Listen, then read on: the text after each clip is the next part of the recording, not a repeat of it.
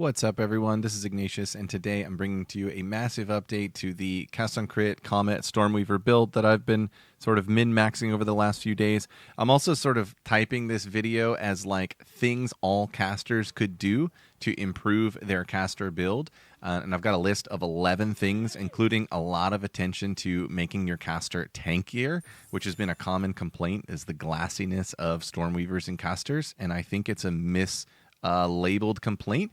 And if you follow the guidelines here, I think you'll find you'll be a lot more efficient on your caster, and especially in terms of tankiness. Now, my last two videos have been pretty yappy, and I've just been trying to cover everything, but this time I've organized things a lot better to try and get through this list as quickly as I can. But I also am going to deep dive each topic, so that way nobody is left not understanding how things work. Very quickly, as an outline, here's what we're going to cover. Number one, how to snapshot your power charges on Adonia so you have no res penalty. This is the most important improvement you can make to your build. Number two, I'm going to talk about 10 things that players aren't doing, which will make your caster tankier. This maybe could be its own separate video, but I'm just going to lop them into here. Number three, I'm going to talk about the importance of Lightning Warp, why you should run it, how it works, and how it improves your tankiness overall.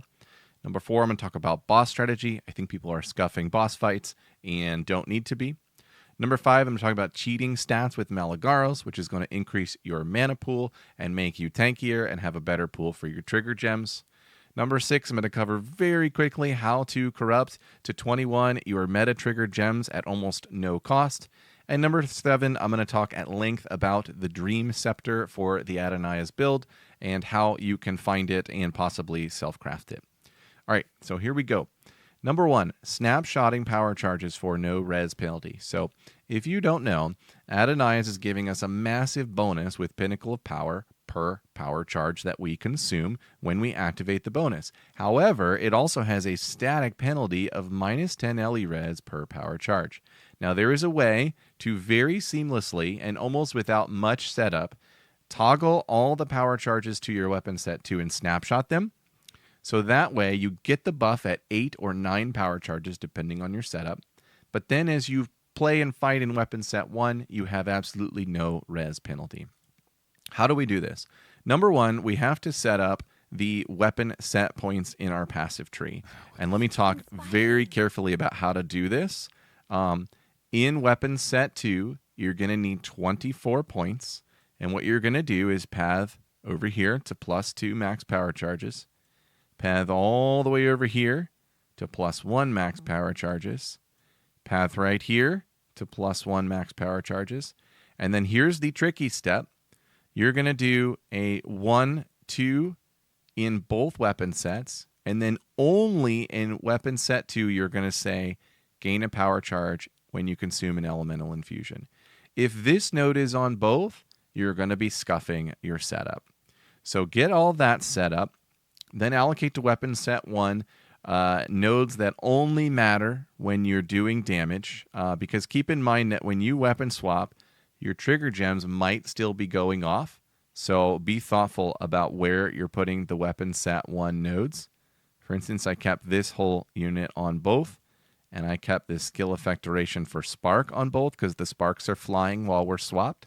So just keep that in mind. And of course, you can follow the guide and POB. Number two, you've got to weapon slot lock Adonia's and the Sceptre. You don't need a second one, which was my initial assumption. But basically, if you don't know how to do this, you come into weapon set 2, and you'll see where it says lock all weapon sets. You just right-click, tink, and now we have an Adonia's and a Sceptre on 1 and 2 without having to buy an extra one. Number three, note the weapon set notation on the skill bar. So when you do this, you're going to have a Pinnacle of Power for weapon set 1 and weapon set 2 sometimes. Right now I'm only seeing 1, but I had 2 last night when I was playing. Maybe I was using 2 wands or something. Not totally sure why I don't see both. But long story short, make sure that the Adonia's power buff you have says weapon set 1. That's very important. Maybe irrelevant. Lastly, we're going to use a Firestorm to proc all of the power charges. So you're going to drop Mana Tempest if you're following my linkage. You're going to run a Firestorm. This can be the lowest level Firestorm possible to save on mana. So mine's a level 11. You could downward corrupt it to a 10 if you want to be super chatty. Zarok's Revolt is going to cause it to gain 5 seals, so it's going to cast 5 of them in a row, and then rapid casting and cooldown. This is just, utility, whatever, not that big of a deal. But the big key is you want to lock it to weapon set 2 right here. So that way when we tap it, it swaps over to our second set of points. All right, so that's it for the setup. Now, how to do it. On weapon set 1, you're going to generate your infusions. Then when you see that you have power charges, you're going to tap Firestorm to consume them all at once. Then you're going to tap Spark, which is going to be locked at weapon set 1, which is going to switch you back. And then you're going to tap the Pinnacle of Power, which I just keep on my left click. It works fine. It's also like the default bind for it. So I notice when I put it down here, it disappears when I re-enter new zones, which really sucks. All right, so let me do this live right here, and I'll show you also how it works on a map. So weapon set 1, we're going to generate infusions. You'll notice Frost Bomb will give us 4. There we go. Now all we're going to do is tap Firestorm. This is going to swap over to 2 and consume 5 infusions. Boop. Actually 8, because we doubled. Now, this we can't cast yet. Oh, actually, it just swapped back on its own. It's working even better than yesterday. And we're done. Now, when I generate new infusions and consume them, I'm not getting any power charges. I'm getting no res penalty. Notice that if I do have them, my reses go down, right? If I have even more, my reses go way down. And if I accidentally end up with 8 out of nowhere, my reses will go negative. And this is the problem that I was dealing with on the initial day of the build. Now, this does mean you need to keep an eye out. Make sure you don't have power charges uptime on weapon set 1, which can accidentally happen. But if it does, you just tap Firestorm. They all go away. And they were supposed to all go away there. I'm not sure why they didn't. And then tap Pinnacle of Power to make them go away. And that'll reset the buff as well. Again, doing this in a map is very seamless. And I'm only going to just show this very quickly. I'm not going to walk through long form in a map. But this is the most important change in the build and setup. So I do want to show how it works in a map. So you get in map, Frostbomb, Firestorm. There we go. I did have to cast Spark to get the Pinnacle going there. All right, the buff is live. So now as we go fight, very simple. We're going to generate more power charges, more infusions, all that stuff. It's going to be really great. And then as we see the buff timer running out, you can see the buff timer here. We're at a minute left. Whenever we want to, we just tap Firestorm. We get the 8. Now I cannot... it worked that time. Very weird. Sometimes I have to swap back to 1 and re-spark, and then I can tap Pinnacle, and for some reason today I don't have to do that, which is, that's fine with me. Boom. Tap. Reconsume. So yeah, it's very smooth on this setup. When I initially looked at how to do that, I was like, man, that's a lot of overhead. That's a lot of maintenance. I don't want to do all that. But yeah, very, very smooth when you set it up like this. Okay. That's the end of segment 1 for this build. Oh, almost. Other notes. You should not be generating power charges on weapon set 1 at all. Remember, we came in here and we bound this to only weapon set 2. So we're only going to generate them when we tap the Firestorm. Very important. Number 2, your max power charges on weapon set 1 is 4. So, you have to be at max in order to consume the Pinnacle of Power. If I just grab 2 here, look at this. And if I only have 2 power charges, I can't click this because I have to be at max. But your max on weapon set 1, because of the skill allocation, is 4. So if you're at only 6, because remember on our swap, it's 8. If you're at only 6, you can still click it.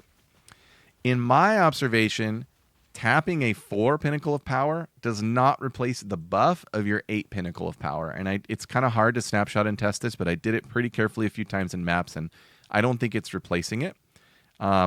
And then just to mention it, now that we aren't using power charges on weapon set 1, there's some changes to the build setup that you'll notice in the POB and guide, especially the dropping of charge regulation and the removal of some nodes that did cool things when we consume power charges, but we aren't consuming them constantly anymore. So I unspec'd all of those, and I went down here and got this magnitude of shock wheel, which is really, really good.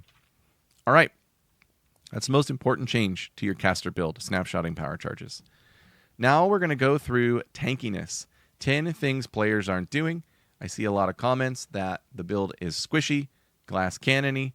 I will say very confidently the build is extremely tanky, and the only thing you'll die to is an accidental lightning warp or crazy abyss death effects. You will not die to the living abyss effects, but I have died to the death effects, some of which are going through my mom pool and directly to my life, which I'm going to try and fix.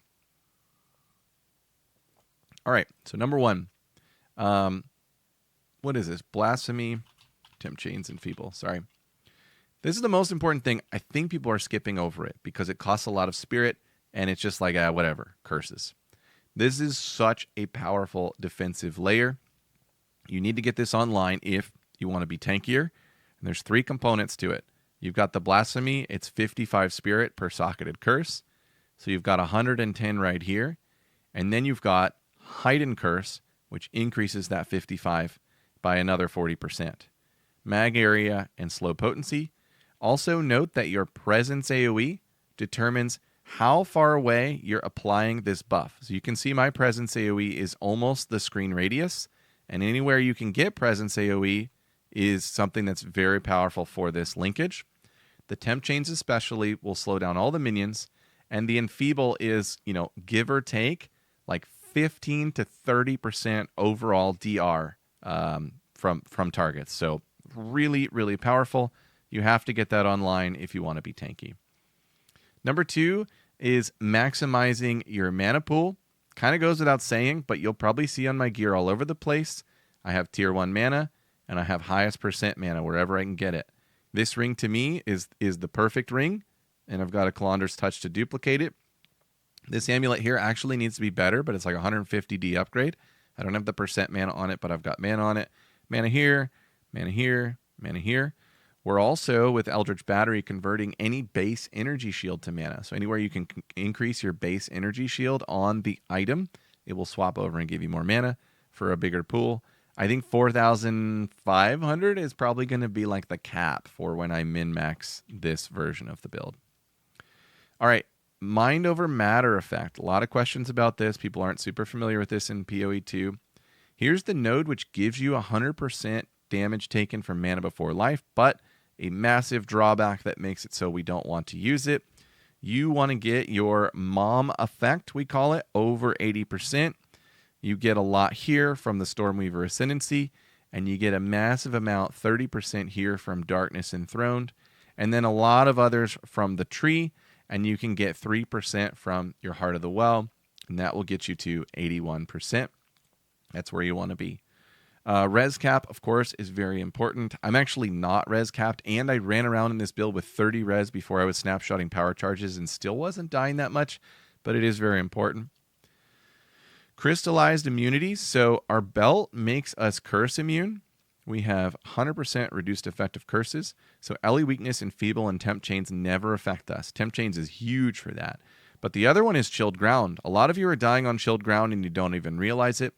You can take crystallized immunities on your amulet when your build gets min-maxed. This is extremely powerful, and you're immune to chill. That'll prevent a lot of deaths for you, I promise.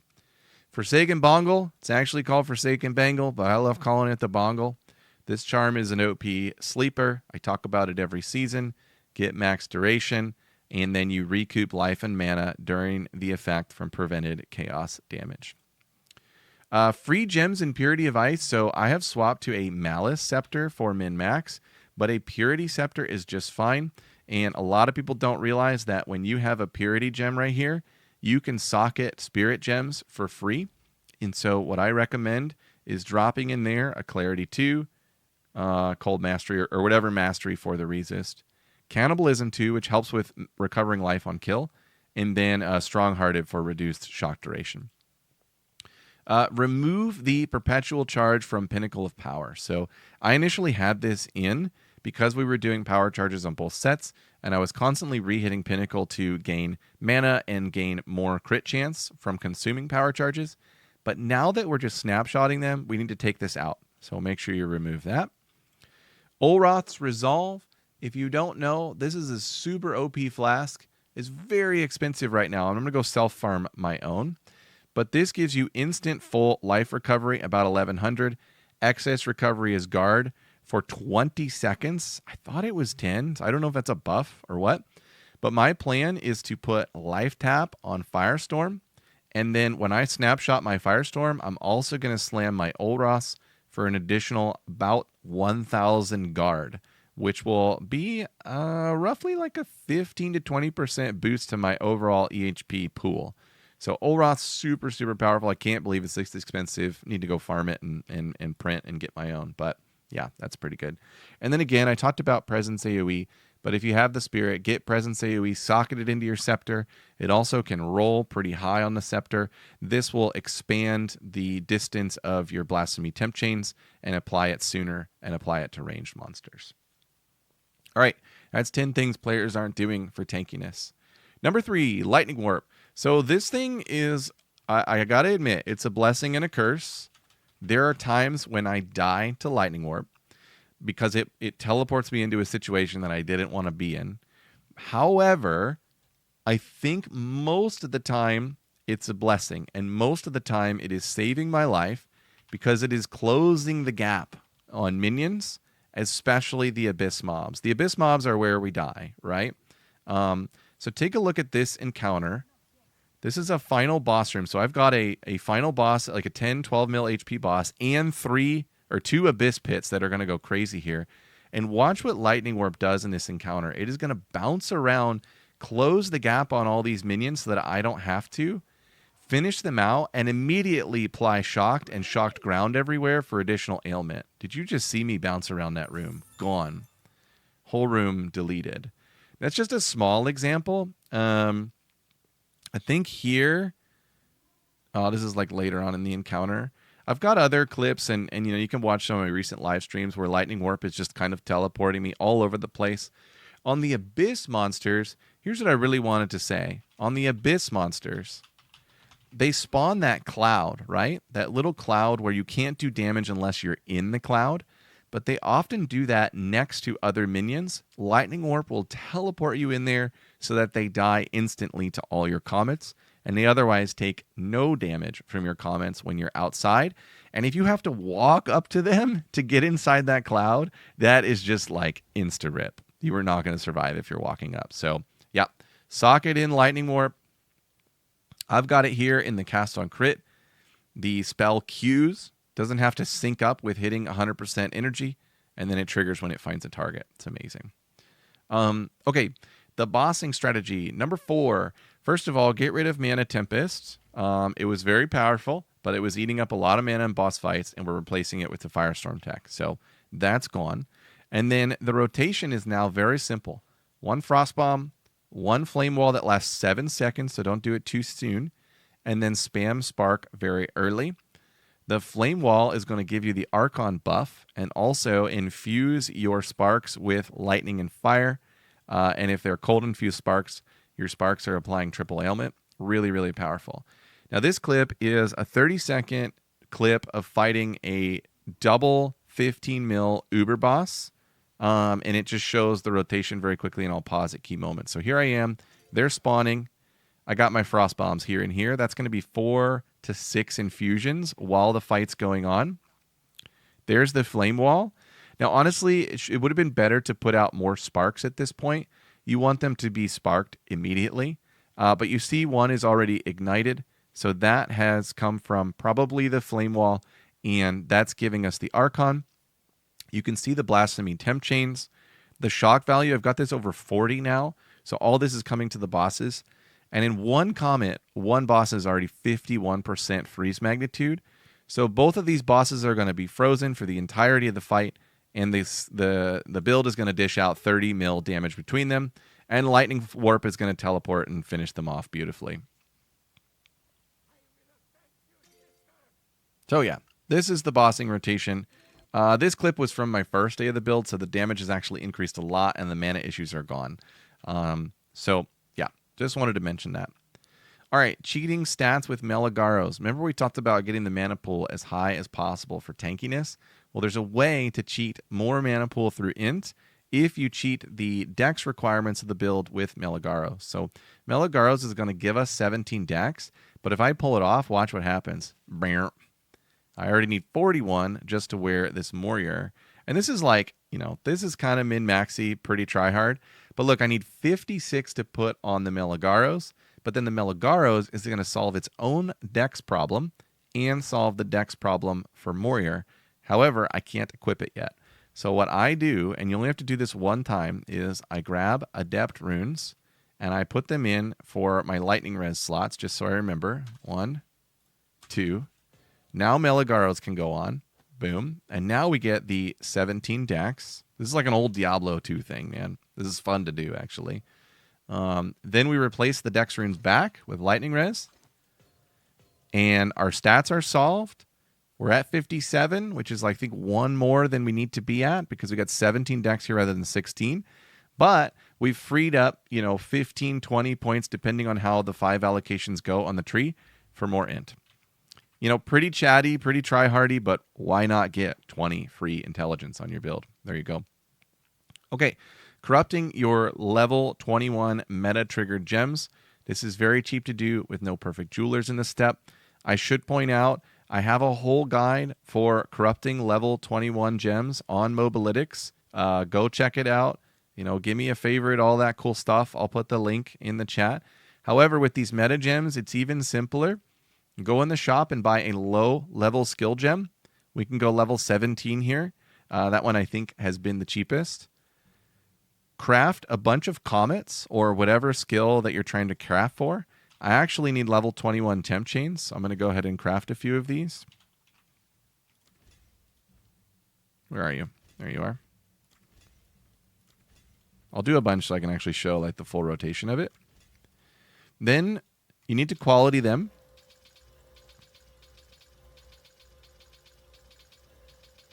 Then you're going to vol them while they're still level 17. And you're looking for the +1 level from corruption. There's one. And that's it. Now, after you have that in place, you're going to go ahead and socket the gem in. And I only have a 19 here, so this is a nice upgrade for me. Yes. Then you actually need a real level 20 skill gem.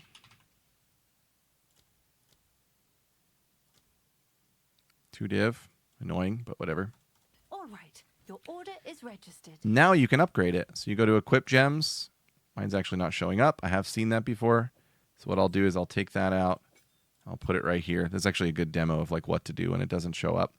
And there's my temp chains. Boom. Level 20. And we have a corrupted level 21 gem for almost no cost at all. Now, it's worth mentioning that you can use the new corrupting vol gem. I believe it's called the... Oh, what's this thing called? Crystallized Corruption. This will potentially take it up 2 levels. Or, sorry, not 2 levels. Don't pay attention to that. This can make it a +1, +23 quality gem. I've not done this with any of mine yet, but I probably do want to do this with my Blasphemy temp chains. However, I did try it for comets for a while, and it bricked a ton of them. So I think it is actually a reasonably expensive upgrade to attempt. But with these, if you hit 23 or +1, you can then take the infuser and hit it again and try to cash out on that. Okay, that's 21 gems. You can do that wherever it makes sense. I don't recommend doing it on Lightning Warp, and I don't recommend doing it on the Firestorm. All right, final topic. This is a big one. Targeting the Dream Sceptre. So there is, you can use a whatever scepter. You need 100-something spirit, depending on your amulet, probably like the 170 plus range. And then you just want a decent skill, maybe resists, maybe malice, right? However, you can get a Dream Scepter. So this is craftofexile.com. If you're not familiar with it, I talk about it a lot. You just come in here and you take a look at what's possible to do on your item and you learn a lot. So we're going to go to Scepter. And we have all the things that scepters can roll, along with their weightings and tiers. More importantly, you can reveal what are the potential desecrated mods for this item, and what can I get for pretty much guaranteed on this item through an essence. And that's a way you can do a lot of micro self-crafting and save a ton of currency getting the gear that you need. Now I'm going to link the Dream Scepter setup that I have here in Craft of Exile, which looks like this.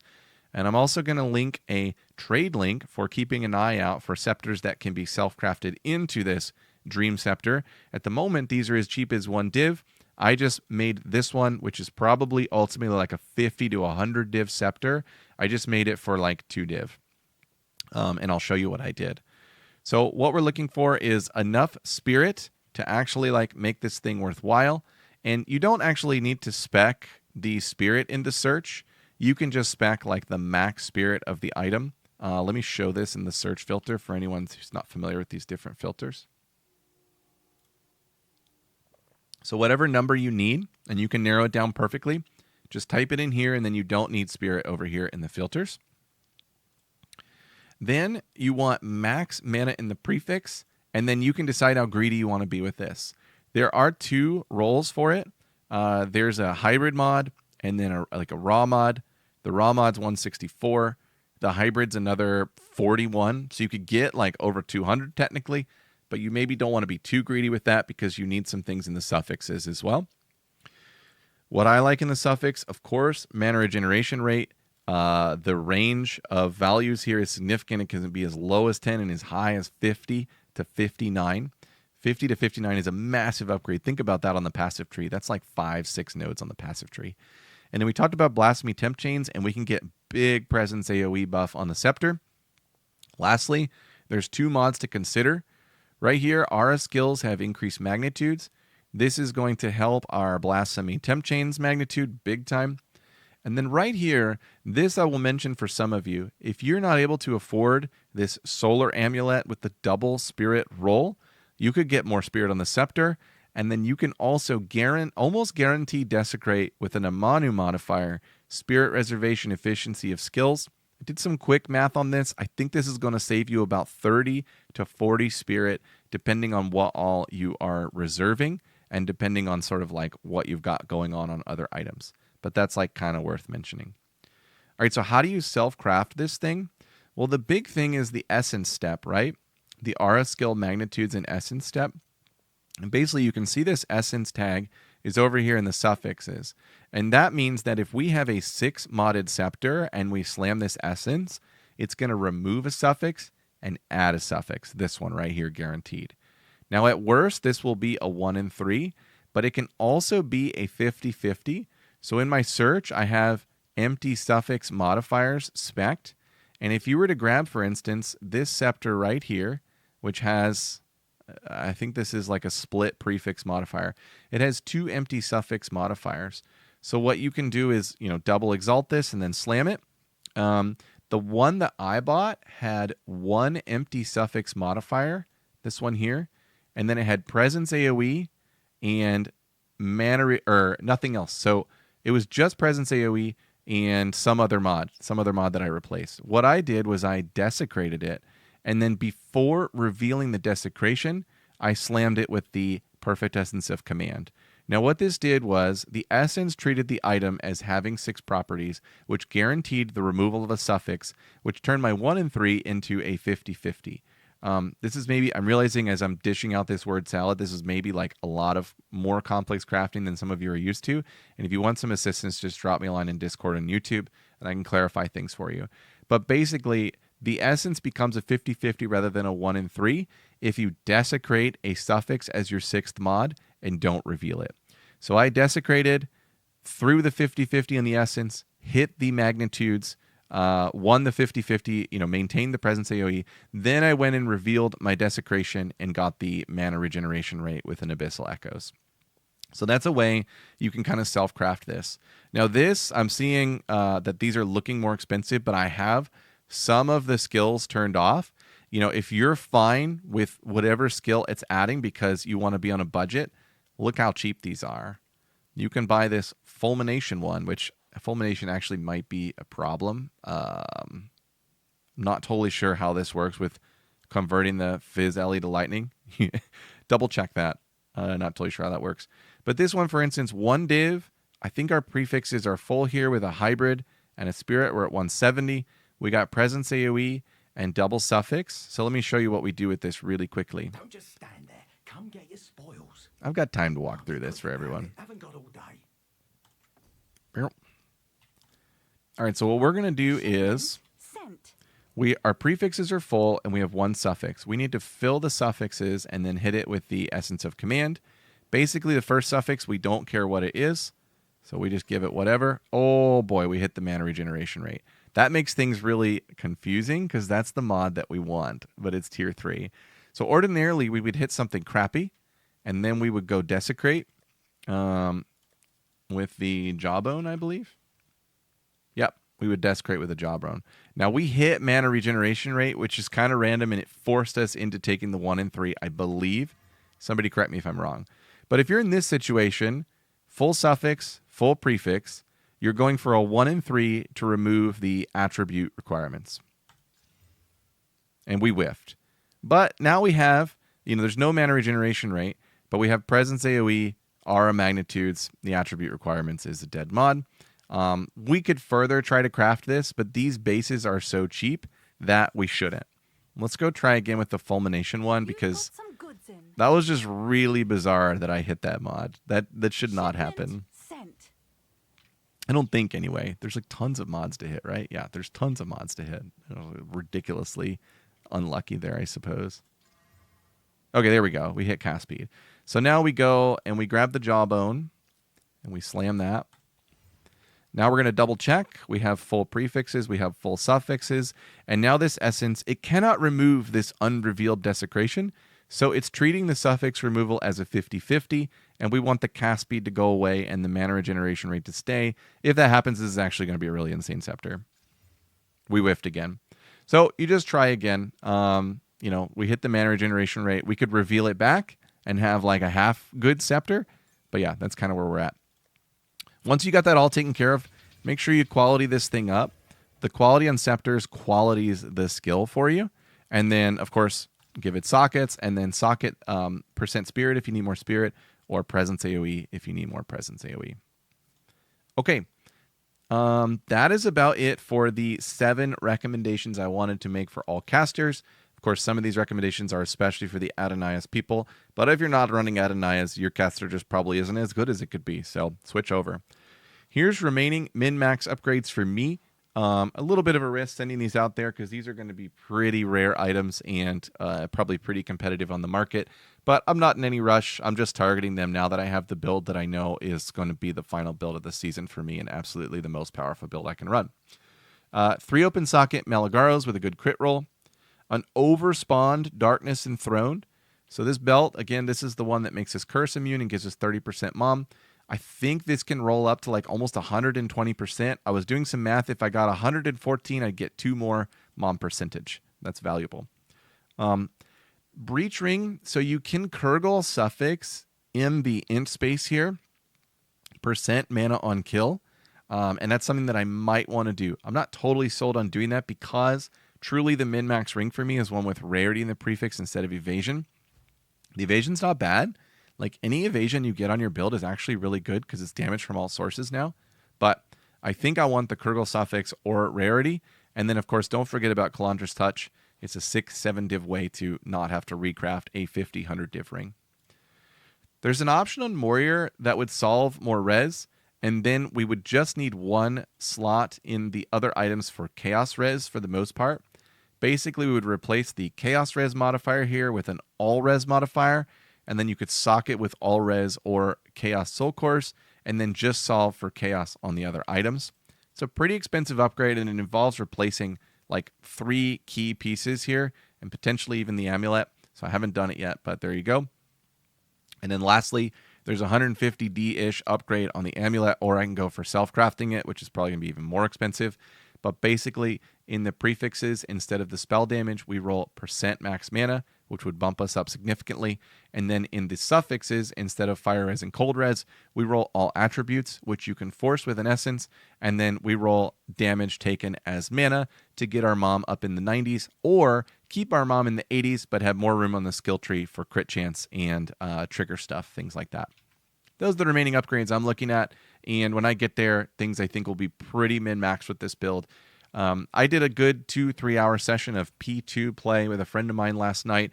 This build was crushing everything. I mean, it was unbelievable. The dream is realized, and I am not totally min-maxed, though pretty close now. I've had a lot of questions about how much does it cost to play this build, and it's all about how powerful you want it to be. I think just to get it online, like you need Adonias, you need Maligaros, and you need a good Sceptre and a good Amulet. So to do those 4 pieces, I'm going to say the Amulet's the big kicker here. This is cheap, this is cheap, this is cheap. I'm going to say like 5 divs to be online. But obviously what I'm doing here with self-crafts included, I am definitely up over 100 divs, potentially like 200 plus, depending on what you do with the amulet. This was a self-crafted amulet where I saved like probably 100 divs doing it myself. But if you don't do that, you know, it could be a 200 div plus build that we're on here. So, yep, lots of room to min-max, but also super cheap to get online if you are on Stormweaver. You Bloodmages, you probably have a higher max crit stuff, but you're probably a lot more expensive to get online, and your fusions have a lot less efficiency to them. So those are kind of the trade-offs there. All right, everyone, I'm going to get out of here. I got this in under 40 minutes.